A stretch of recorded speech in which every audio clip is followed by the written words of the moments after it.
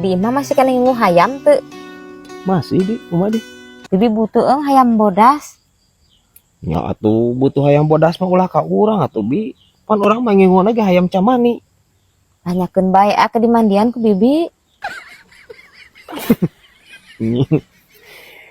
Bi hayam camani. Lain maksudna acan mani. Lain. Jadi hayam camani teh eta teh hayam hideung bi. Kan bibi butuhna hayam bodas nih. Heeh. Nu urang mah harideung. Nya pasti harideung nama da can mandi. Ulah loba pikiran ke di mandian ku bibi. Astagfirullahaladzim. Can ngarti keneh wae. Bi hayam nu urang harideung teh lain kulantaran acan mandi lain. Dan pas di dijelkeun tina nogna oge geus hideung bi hayamna. Jadi lain pangaruh acan mandi lain.